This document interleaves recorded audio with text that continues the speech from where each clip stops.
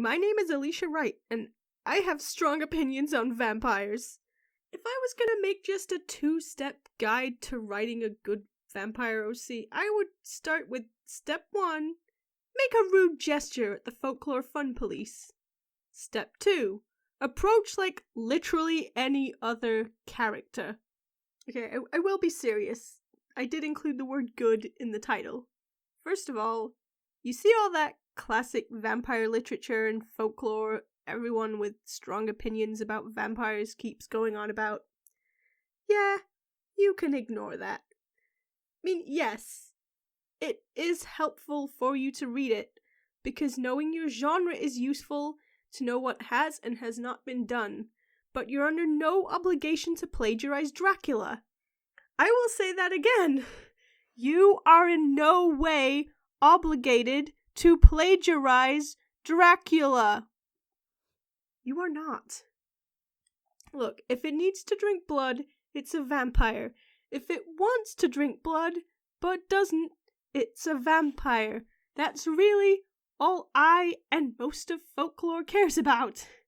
Terry Pratchett's vampires don't drink blood anymore, having transferred their obsession to coffee or photography instead.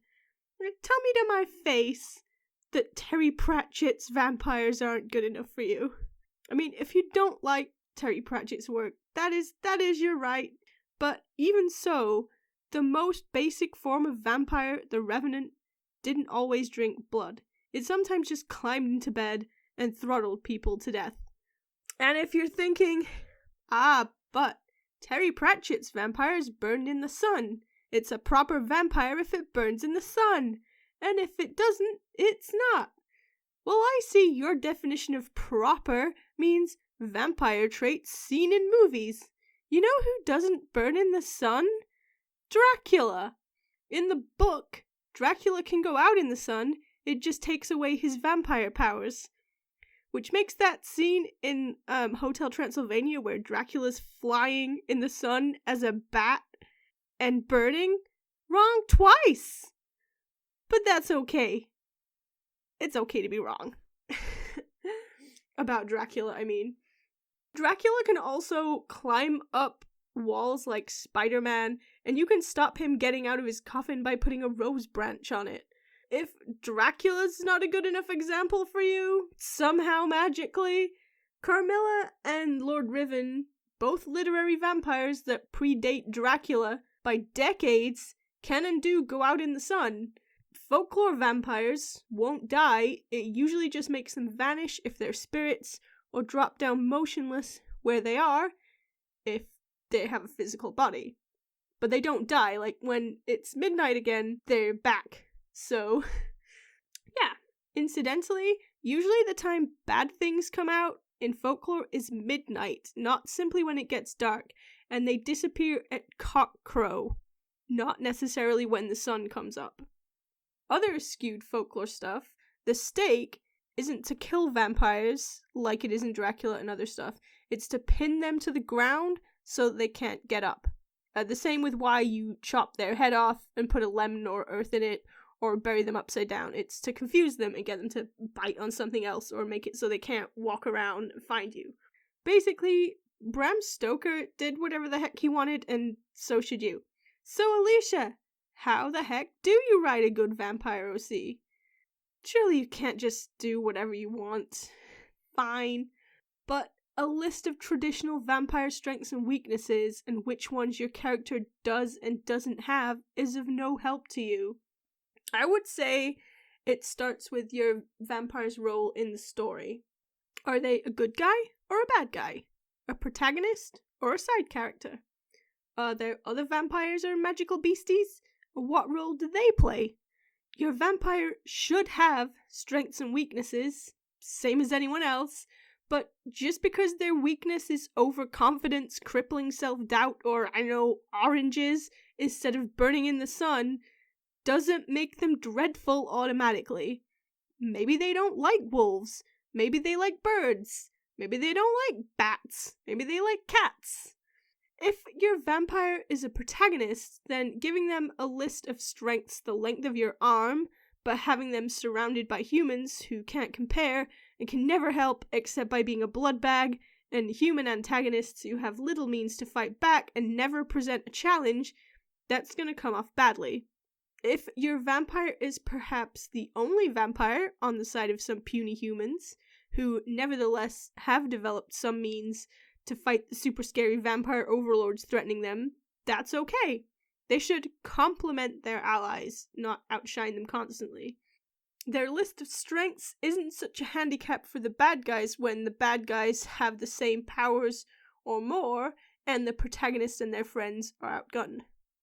If your vampire is a side character, then it's not too bad if they shine brighter than your protagonist. Maybe they're the one the protagonists have to call on in an emergency. They could be a last resort, their help coming at a terrible price, or at least a reluctant one. Maybe they will only help on a whim and can't be bought. Maybe they won't help at all. I'm not saying that they have to be amazing. Maybe they suck. Maybe they're a hindrance to the protagonists. That idiot who was behind the door when the powers were handed out and always has to be rescued. Some example scenarios: the enemy keeps tying them up in the sun and demanding you give up by sunrise or your little friend is toast. Except you might not have had them burn in the sun, so the enemy's disappointed, just has a loud, whiny, pointy-toothed brat who won't shut up stuck in the backyard. And the protagonist didn't even show up because they figured vampire friend would remember they can turn into a bat and slip out of the ropes. Vampire friend finally remembers and hangs around the enemy base trying to spy and being garbage at it, but annoying the enemy so much they just kick them out. You know what? You can't have that one. I think that is totally the sort of thing that Hetty would have done, actually. Just been playing and just been really annoying. That would have been a very Hetty thing to do when she was little. If the vampire is a villain, then frankly, who cares if they're outgunning the protagonists? Maybe they let them believe they burn in the sun, oh yes.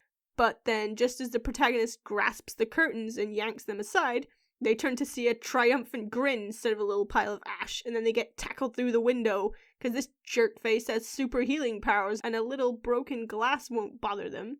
Your villain ought to be threatening and a challenge.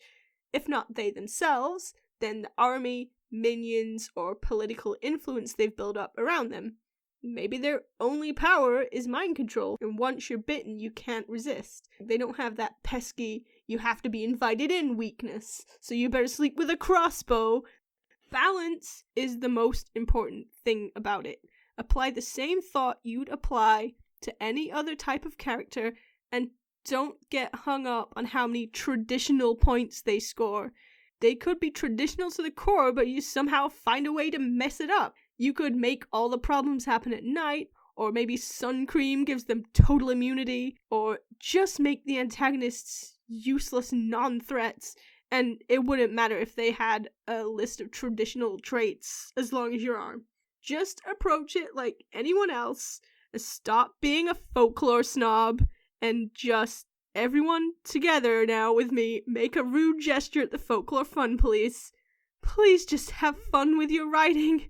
Why are you doing it if you're not having fun? Stop trying to stop other people having fun and being creative. I'd like to point out that no one has had a go at my vampires. They probably will after this video, but no one's had a go. This isn't me going, how dare you insult my vampires. It's just that I see this attitude over and over. I hate it. It's very limiting. People complain that people aren't creative enough, and then they whine when they try to do something different. Like, we don't want to write the same stories over and over again. It's okay to go your own way. Okay.